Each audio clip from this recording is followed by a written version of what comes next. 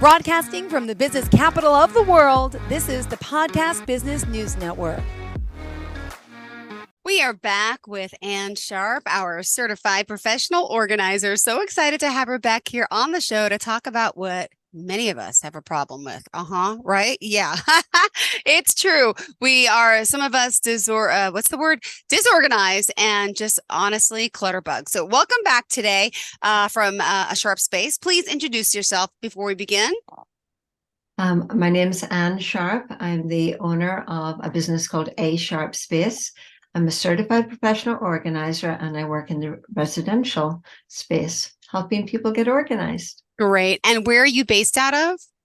I'm based in Winchester, which is just north of Boston, Winchester, Massachusetts. So I cover like the greater Boston area in person. Beautiful. And you also do virtual work too?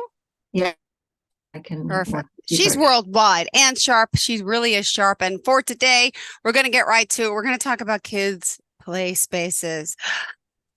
My 6 and 8-year-old, I don't have a dining room. The dining room is the toy room. Oh, the garage is now the storage room of all the toys in the bins filled with toys stacked to the ceiling. Help to all those parents out there. Help. And then their artwork. Wait, then their memorabilia, then their papers. And that's the whole other room in my house packed with all their stuff. Help, help, help. Okay. So play spaces, should they be dedicated or multi-purpose? I think it's definitely going to vary a lot based on where you live and what your square footage is in your home. I think a lot of parents like the idea of a dedicated space because then they can close the door and not have to deal with whatever's going on in there. It's not always possible. I mean, if you do have a dedicated space, it's great because I think today there's just so many great kids furniture solutions and options. You can kind of have a lot of fun with it and, scaled for, toddlers and then, elementary age, preteens. I would say one word of caution, though. Sometimes you can pick out some really great like furniture for your kids' dedicated space and then get a little bit of sticker shock when you look at what the shipping charge is. So make sure you check that out if you're in the market. But I think a lot of people are sharing the space, where the kids play is also maybe a family room or a living room or even part of an office where you're working during the day while they're at school. And in that situation, I think you need to choose your furniture very carefully. Maybe try to pick multi-purpose furniture, like an ottoman where the top comes up, or maybe something like IKEA have very affordable options like their Kallax cubby system. It comes in, all sorts of configurations. But then you can easily, repurpose that piece of furniture down the road, use it for different things. You could decide to have cubbies in a space like a Kallax unit, which hide what's in it. Might not make it just as easy for the kids, but then, you could label it too. Clear bins obviously are easier for them to sort of see how to organize their toys and pull out what they want. But if you're looking for a very clean look, there are some very nice, baskets and fabric cubes to work with something like that. But the other thing is like crafts. If you think about it, they can get pretty messy, right? You don't necessarily want them doing that on your dining room table. So I think with something like crafts, you might want to set a few guidelines, just this is something that it's like a special activity, we do it one-on-one with yourself or with your caregiver if you've got a nanny or, a relative staying with your kids after school. And crafts can be very well organized on a cart, which can kind of come to the kitchen table, cover it with some paper or whatever, and then be put away in a closet afterwards. So, it can be a very portable and versatile piece of furniture to have a cart, and they're very affordable. I mean, you can pick them up for $20, $30 in a number of places. So, anyway. Interesting. Okay. Well, by the way, Ann Sharp here. Just want to remind them how we could reach you, by the way, your website and best form of contact. I don't think we established that off the top. Oh, my phone number is 617-939-4641.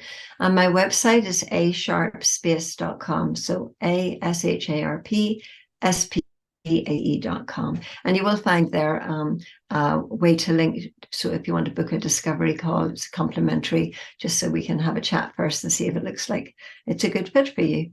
Awesome. All right. To continue on, we talked about carts, right? Where to store stuff. What about some maintenance?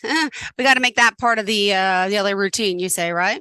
Yeah, I mean, it's all very well to bring myself in, or you as a parent take some time off to knock the room into shape. But if your kids aren't part of the process and part of keeping up with it, it's just going to get back to the way it was in pretty quick time. So I think you need to start developing routines. Maybe there's just before dinner, you take 5-10 minutes. Okay, you have to pick up the playroom. And I mean, you have to demonstrate for kids what that means. Don't assume that they know what you mean by that. So you should role model a little bit, do it with them a couple of times. I'm not saying everything has to be perfect, but if you've gone to trouble of organizing it and provided storage for certain groups of toys, then they should have a home. And so you want to ask them basically to put them back in their home and, maybe close a cupboard door or whatever it is. But they can be part of that process. And once you've worked with them a few times, you just make it like, okay, before you sit down at the table, make sure, you've spent 5 minutes picking up, and then go and wash your hands, and I'll see you at the table. So yeah, just it's a matter of building routines or putting it, as part of their chores.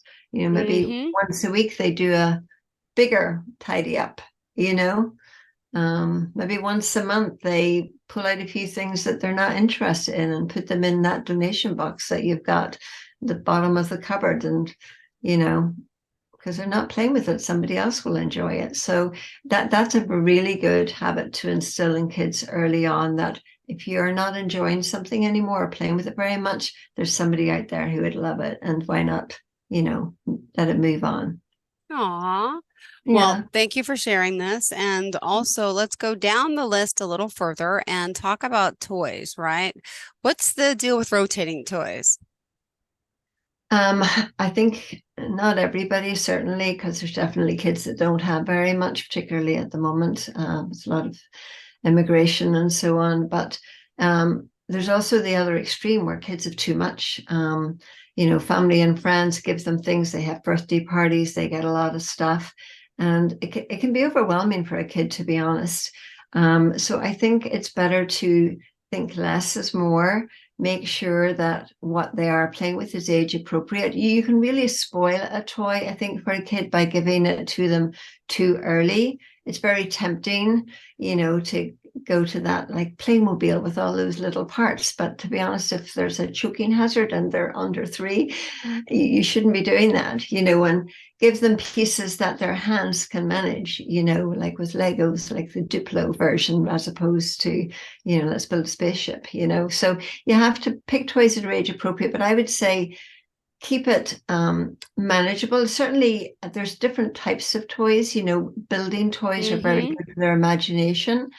I'm not always a big fan of, build what's on the picture, like a jigsaw puzzle. And, I think building toys are really more for your imagination. Just give them a stack of bricks and see what they come up with. So, so sometimes just pulling a few toys out and putting them away is actually a good thing for the kids, because then they're all excited about them again when they come back into rotation, So I like that idea of rotation. It becomes like new and surprising. Like, right. It feels new again. It does, because they go to the store, they always want new, and then it ends up on the back burner. But then if you get rid of it, you bring it back.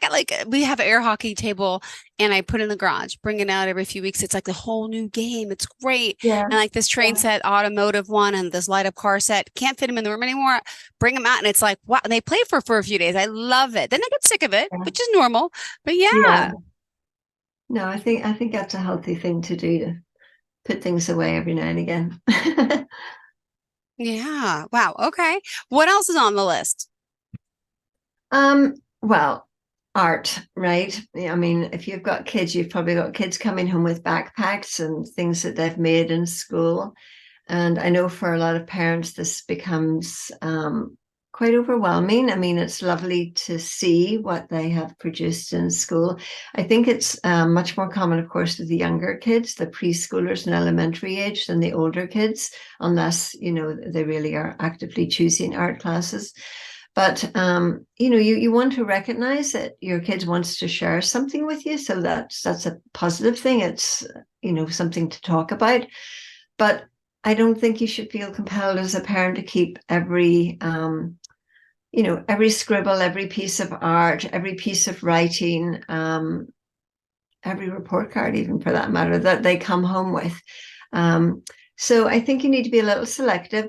Just start developing some boundaries and routines, depending, you know, what your routine is with your kid, because maybe, you know, you're leading a busy life as a full-time job, and it's the weekend before you really get to delve deep into, you know, what happened at school, you know, in depth. So maybe just, you know, empty the backpack into, like, have a containers. I know I would say an oversized box, because I don't know if you've seen preschool art, it's not typically A4 size, it's often a little bigger.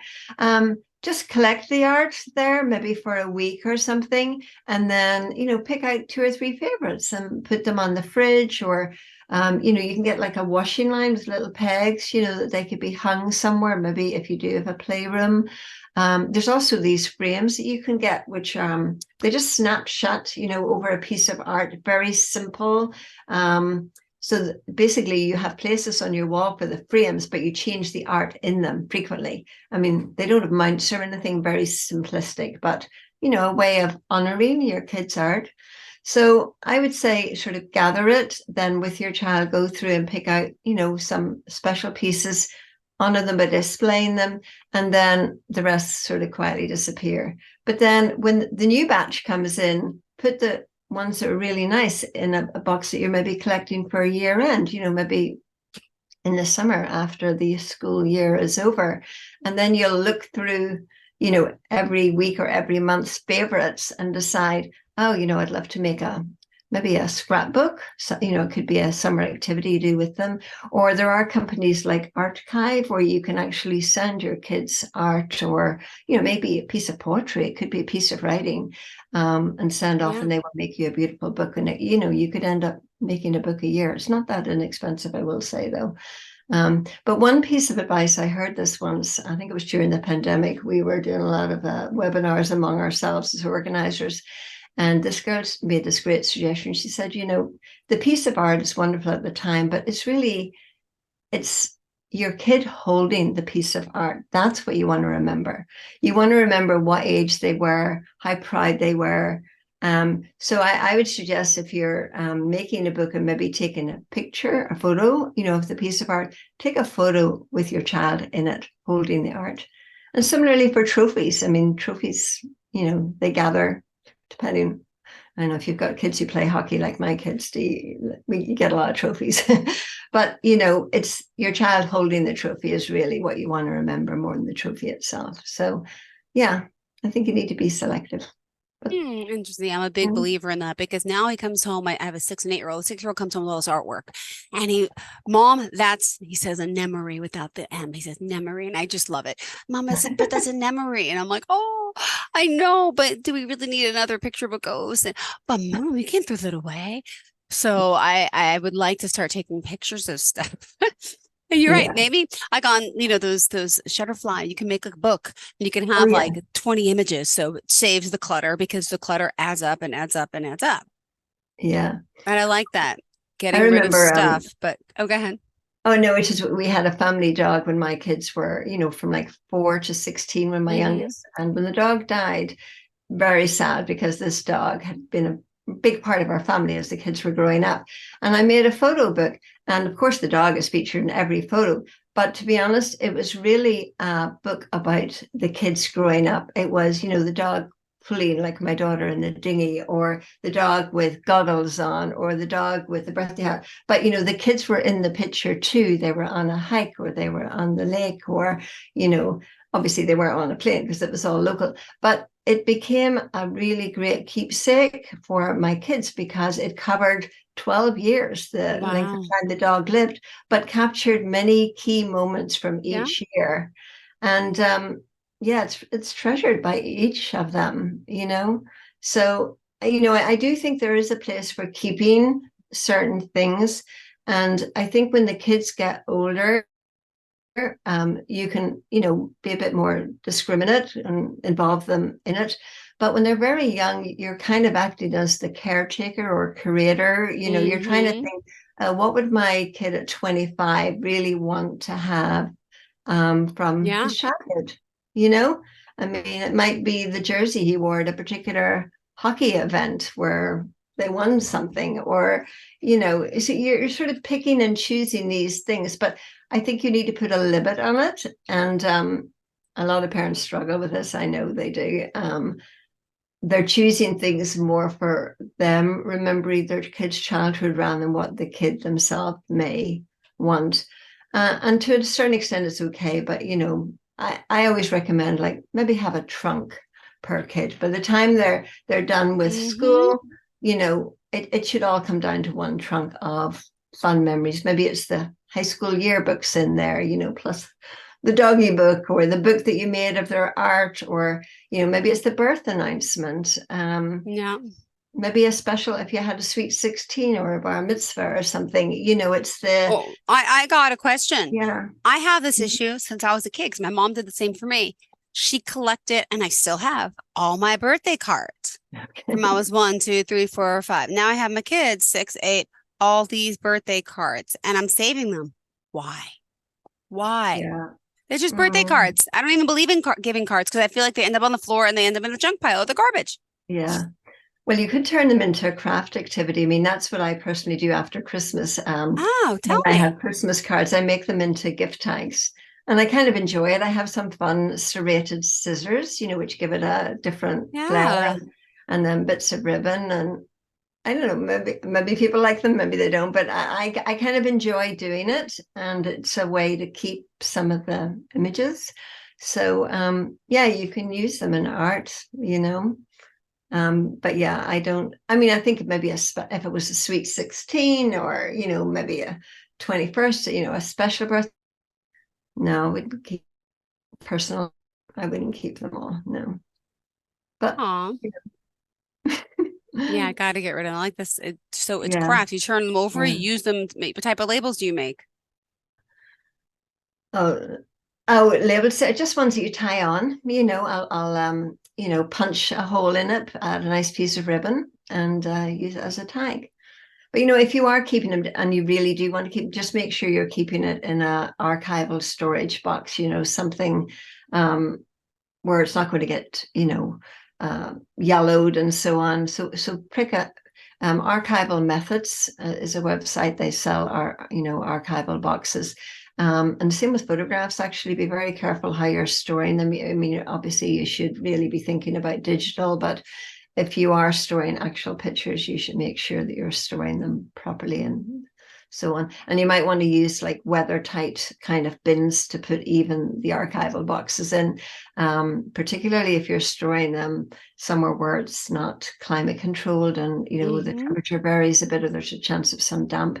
That would be the worst thing, to go to all this trouble and keep all these things and then open it up years from now and find it, it's damp, mold, or whatever. No, I so, get it. Sure. Go the extra mile and buy the right supplies to try to protect what you are keeping. All right. And as far as, we're talking here more now about the memorabilia, obviously. Let's just remind everyone and how we can reach out to you before we continue.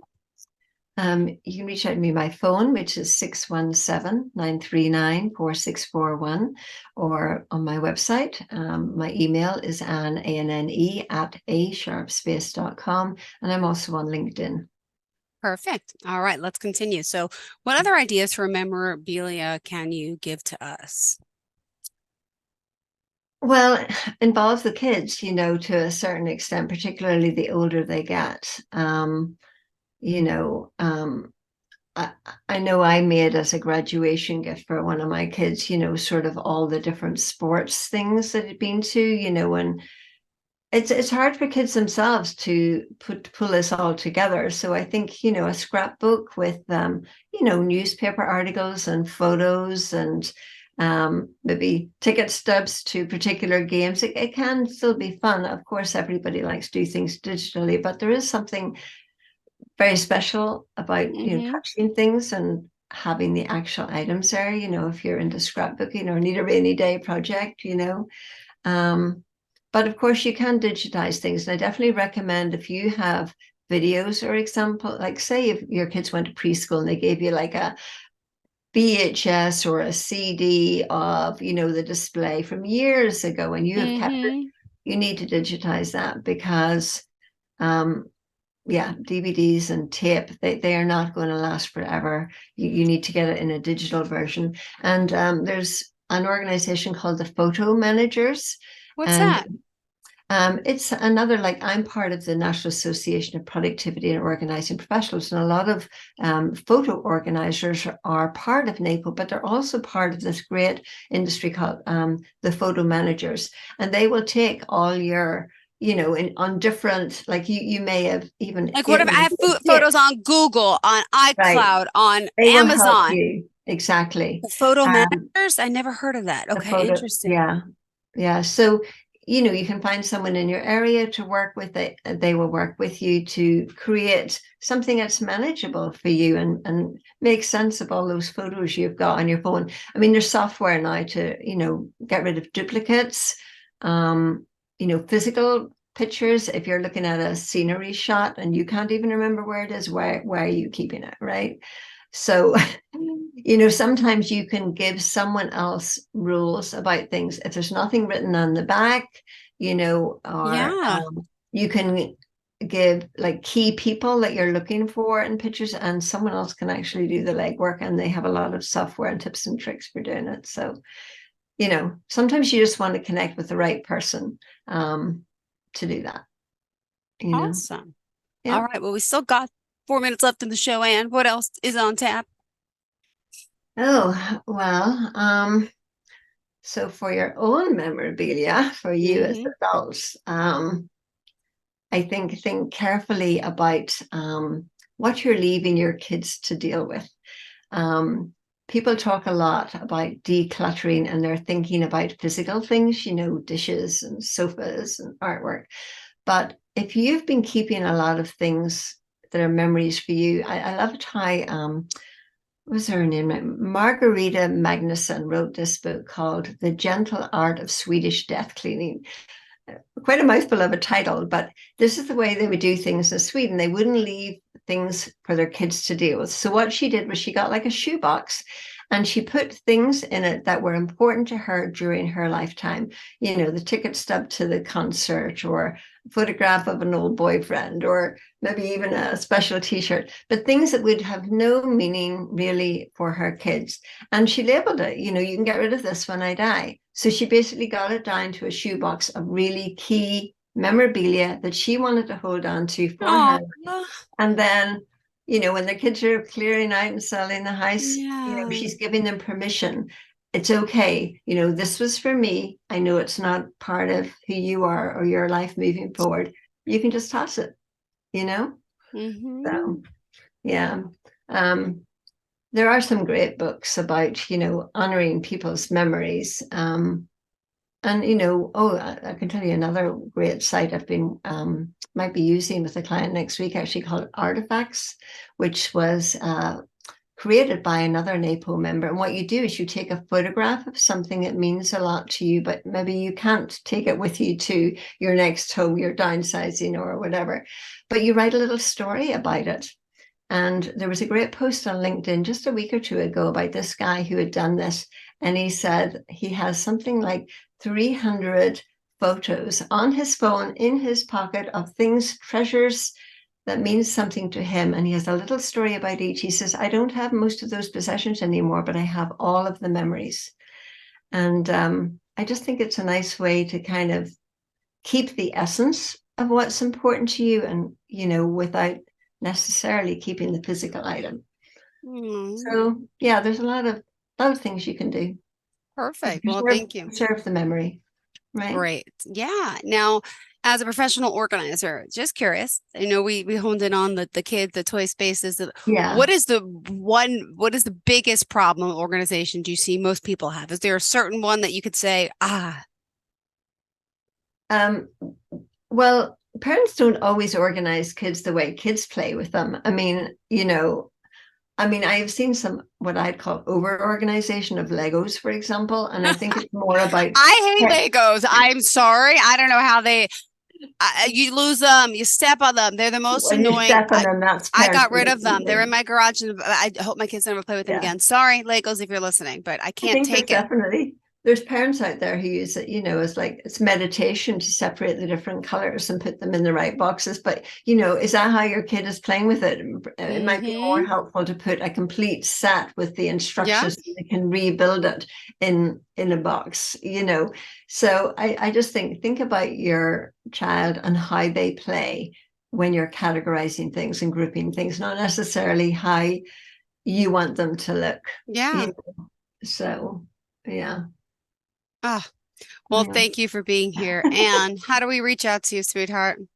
By phone, 617-939-4641, or at my website, asharpspace.com. Perfect. Thank you for being here, for joining us today live on the podcast. Great topics as always. And reach out to our friend for a consultation. We could all use it. Thank you again. We appreciate your time. Are you looking for even more of the podcasts and hosts that you love? The Podcast Business News Network is proud to announce that you now have even more ways to listen live. Check out the MyTuner Radio, online radio box, and Simple Radio apps on iOS and Android, or find us online. Search for Business News Network on mytuner-radio.com, or search Podcast Business News Network on streama.com and onlineradiobox.com/US. Take your podcast on the go and don't miss a minute of the action.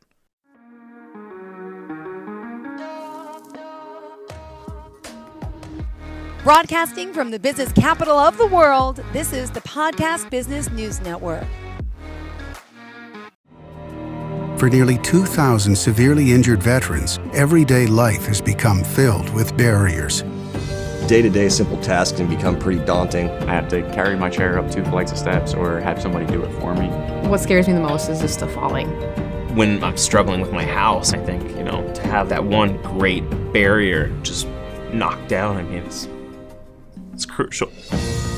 Home for Our Troops is a wonderful nonprofit that builds a mortgage-free, fully adaptive, handicap-accessible house. And there's no catch. It'll be our very first home that we've ever owned. This is a game changer. This is where your life begins again. We need you to join us in completing this important mission. Please visit hfotusa.org and help build homes and rebuild lives. Because of you, everything's going to be okay.